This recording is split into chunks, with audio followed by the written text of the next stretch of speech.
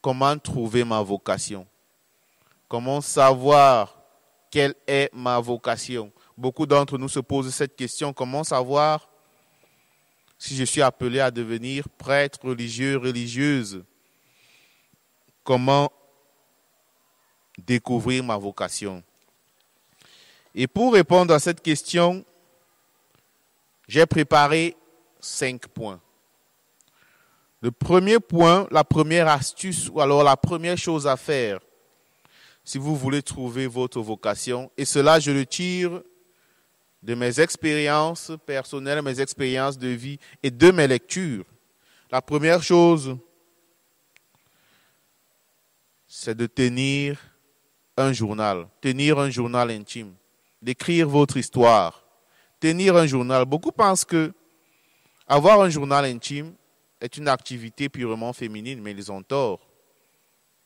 Jusqu'à aujourd'hui, j'ai mon journal intime et j'écris, peut-être pas chaque jour, mais chaque semaine, j'écris quelque chose, des choses qui m'ont marqué.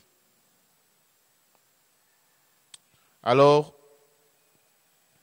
tenez un journal intime et mettez par écrit vos expériences de vie, ce qui vous marque.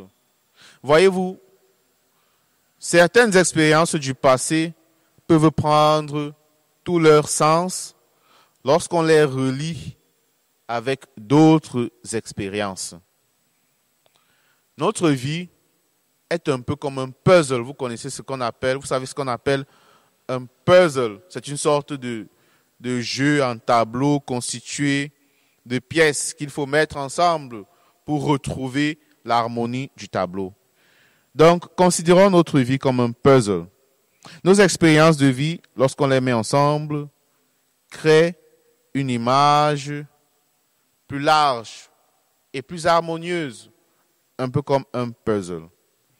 Rentrez donc dans vos souvenirs, surtout les souvenirs les plus significatifs.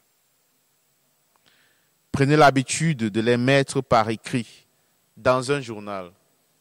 Beaucoup d'entre nous connaissent leur histoire. Vous connaissez certainement votre histoire. Mais est-ce que vous la comprenez? Nous connaissons notre histoire, nous connaissons les expériences que nous avons vécues.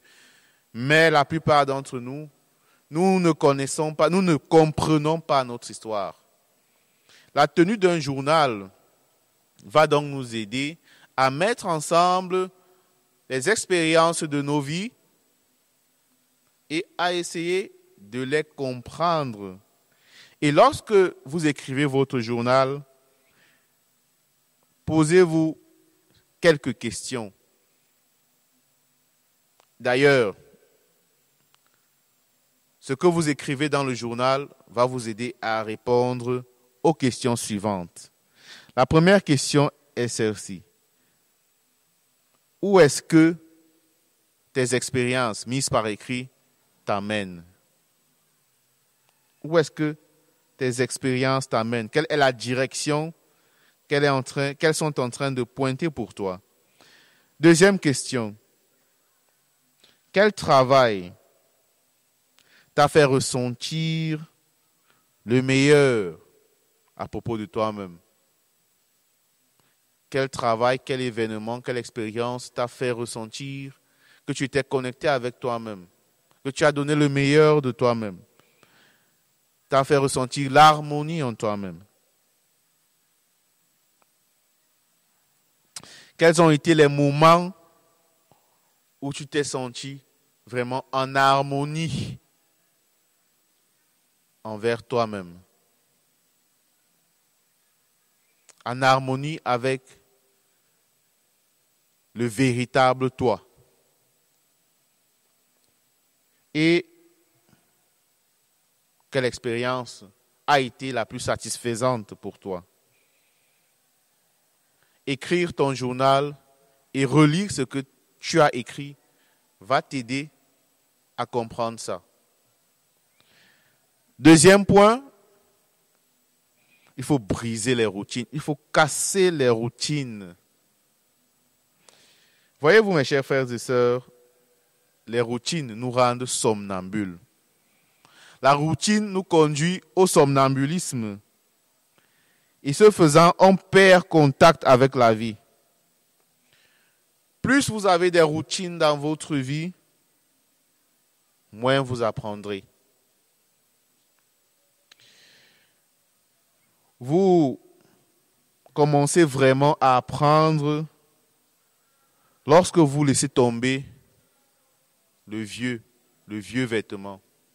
Et on laisse tomber ce qui est vieux en essayant de casser et de briser les routines de chaque jour qui au fond ne nous amènent nulle part. La routine. Il faut parfois essayer de faire quelque chose de nouveau. Rendons-nous donc libres à explorer de nouveaux territoires. Rendons-nous libres à explorer de nouvelles idées. Et on peut commencer par de petits changements sans importance dans notre vie. Peut-être prendre notre chemin en allant à l'école, essayer de faire ce qu'on n'a jamais fait, lire un livre qu'on n'a jamais lu. Par des petits changements comme ça sans importance, il y aura quelque chose qui va se produire dans notre vie. Peut-être on va écouter cet appel qui était encore enfoui, auquel nous étions sourds. Cassons donc ces routines insoupçonnées de votre vie, de notre vie. Et ainsi, notre vie prendra son véritable sens. Et lorsque vous avez obtenu votre liberté en ayant brisé les routines, alors l'exploration peut commencer. L'exploration peut commencer et là, en explorant, vous pouvez découvrir votre vocation. Troisième point, trouver un mentor. Nous, on parle d'accompagnateur spirituel. Quelqu'un qui va vous aider à cheminer, qui va cheminer avec vous et vous aider à comprendre l'action de Dieu dans votre vie, vous aider à comprendre votre appel. Et l'accompagnateur spirituel, c'est quelqu'un qui va vous enseigner sans vouloir vous contrôler. C'est quelqu'un qui ne vous barrera pas la vue en prétendant être Dieu. L'accompagnateur spirituel, c'est quelqu'un qui ne va pas répondre à toutes vos questions, mais il vous aidera à faire face à toutes ces questions que vous vous posez. Et j'aime souvent expliquer, définir l'accompagnateur spirituel comme une sorte de superviseur. Imaginez-vous dans un labyrinthe. Vous savez qu'un labyrinthe, c'est comme une sorte de salle avec de nombreux couloirs qui zigzaguent, qui vont de gauche à droite, devant, derrière. Il y a parfois plusieurs sorties ou alors une seule. Mais quand vous êtes dans le labyrinthe, vous ne pouvez pas voir la sortie. Mais celui qui est au-dessus, l'accompagnateur, il peut facilement voir la sortie et vous montrer le chemin. Vous suggérez un chemin. Vous suggérez un chemin. C'est ça le terme qu'il faudrait utiliser. Mais il reste que c'est à vous d'entreprendre la marche. Donc, ayez un accompagnateur spirituel. J'ai parlé de mentor tout à l'heure et j'ai voulu, en mentionnant cela, faire allusion aux réseaux sociaux. Qu'est-ce que vous regardez sur les réseaux sociaux? Que vous le vouliez ou non, ce que vous regardez, les personnes que vous suivez sur les réseaux sociaux sont vos menteurs, pas vos menteurs. Même si parfois il y a des menteurs sur les réseaux sociaux, ce sont vos mentors. Et petit à petit, en les suivant chaque jour, ce qu'ils vous disent, ce qu'ils disent se greffe dans notre subconscient. Et nous commençons à faire comme ils disent. Les réseaux sociaux influencent profondément notre vie, que vous le vouliez ou non. C'est pourquoi il est important que chacun de nous sélectionne ce qu'il suit sur les réseaux sociaux. On ne veut pas de porte-monnaie magique ou de croqueuse de diamants, je ne sais pas quoi, je ne sais pas ce que ça va nous apprendre, je ne sais pas ce que ça va nous apporter, mais consommons des contenus constructifs. Constructifs. Quatrième point, soyez audacieux. Prenez des risques. Il ne faut donc pas se contenter de ce que les gens disent, du quand dira-t-on.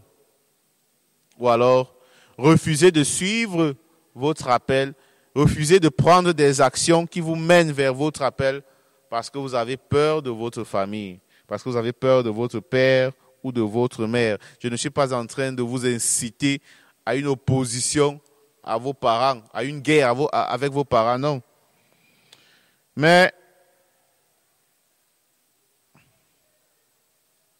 laissez-moi vous raconter une petite histoire. Bon, pas vraiment une histoire, puisque je l'ai vécu ce matin.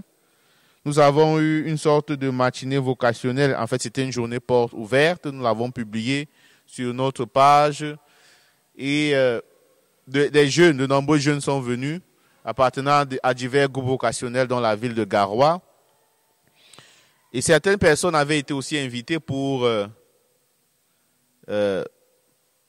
faire des témoignages, des partages, et puis un partage sur le message du pape pour cette journée mondiale des vocations. Alors, il y a une religieuse, la sœur Augustine, qui a parlé de son histoire de vocation. J'ai été très attentif. Elle disait que, au départ, son père ne voulait pas qu'elle devienne religieuse. Son père voulait qu'elle aille à l'université et plus tard qu'elle se marie, qu'elle fonde une famille. Son père s'est opposé à sa vocation. Mais la sœur Augustine connaissait déjà les sœurs. Elle y allait en cachette à la prière, aux recollections. Et à un moment donné, quand elle avait déjà l'âge de pouvoir s'engager, les sœurs lui ont demandé d'écrire sa demande. Elle a été admise et à l'insu de son père, elle est partie au Sénégal. Les sœurs l'ont amenée au Sénégal. Elle a fait ses premiers vœux là-bas. Elle est revenue au pays où elle a fait ses vœux perpétuels. Elle est revenue dans son pays. Et quand elle est revenue, son papa et son quartier, y compris son papa, l'ont accueilli avec tous les honneurs possibles, toute la joie possible. Donc parfois, quand on est audacieux, quand on s'accroche à son appel, on finit même par convaincre les personnes qui au départ semblent s'opposer. Donc c'est ça, être audacieux. Suivons notre appel, car si nous nous éloignons de cet appel, il y aura des conséquences. Voyez-vous, l'esprit humain cherche toujours à se libérer des confinements, se libérer de la prison. Il cherche toujours à s'exprimer et à rejoindre l'endroit où il est appelé à être. Soyons donc audacieux et n'ayons pas peur de prendre des risques. Et le dernier point, bien sûr, c'est la prière et la méditation. Méditation de la parole de Dieu. Lisez les histoires de vocation dans la Bible. Lisez l'histoire de Joseph, comment le Seigneur l'a appelé à devenir le père nourricier de son fils Jésus. Lisez l'histoire de Jonas. Et je me suis souvent identifié à Jonas. Lisez l'appel de Jérémie, l'appel de Moïse. Peut-être vous pouvez trouver votre histoire dans ces histoires. Voyez-vous, chers frères et sœurs, chacun d'entre nous est doté d'une mission qui n'est que la sienne. Là où il n'y a pas de vision, nous dit l'Ecclésiaste, le peuple périt. Nous sommes donc appelés à nous familiariser avec le silence de notre cœur, l'endroit où gît encore notre vision. Nous avons chacun un but à atteindre dans cette vie. Nous sommes appelés à nous hisser au-dessus de toutes ces choses qui nous tirent vers le bas. Et l'appel de chacun d'entre nous est unique et individuel. De même aussi, le chemin à parcourir pour rejoindre notre appel est unique